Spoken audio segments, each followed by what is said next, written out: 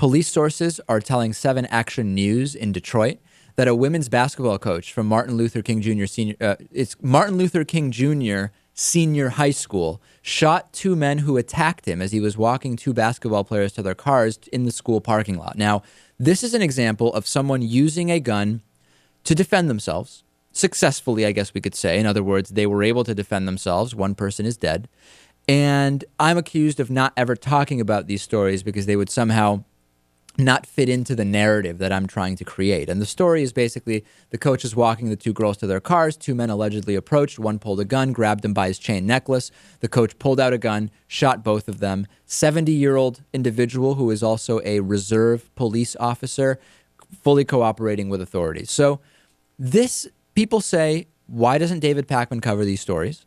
And isn't this evidence that we need guns? And I would say this is evidence that we need to be working harder so that the attackers couldn't have gotten guns. And we should look into how did those attackers get guns? In other words, if we had full, proper background checks, if we had stricter and actually prosecuted felony crime statutes for using a straw purchaser, in other words, getting someone who can legally get a gun to buy one and then give it to someone who can't legally get a gun.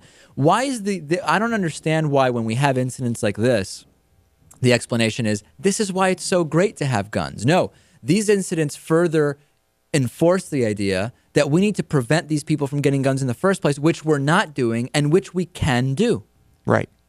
But I still think you would agree that there is probably some place in this world or country where if you were by yourself, you would feel safer if you had a gun on you. I don't deny that there are certain situations. If I lived in certain situations, I would think particularly rural areas, and really mostly I'm thinking of animals more than people, to be perfectly honest with you, where I would find it reasonable to have a handgun or a shotgun or something like that in my house. I'm not at all part of the gun culture. The idea of shooting guns does not appeal to me, but I can think of situations where I would do that. Yeah. And it's probably the same thoughts that some people in Switzerland, which has a lot of guns and not a lot of gun crime, or Canada have when they decide to purchase a firearm. Mm-hmm.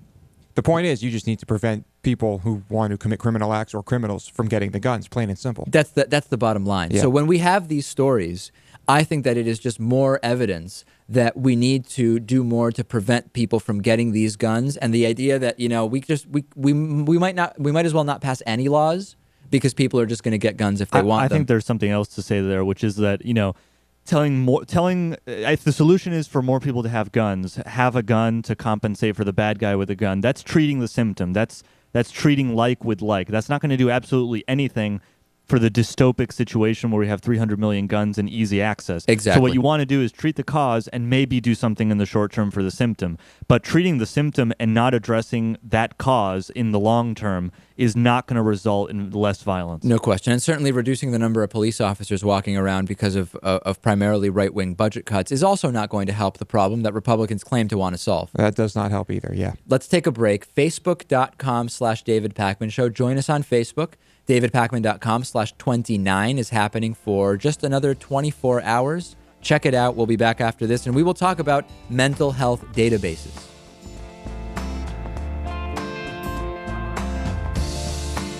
The David Pakman Show at DavidPakman.com.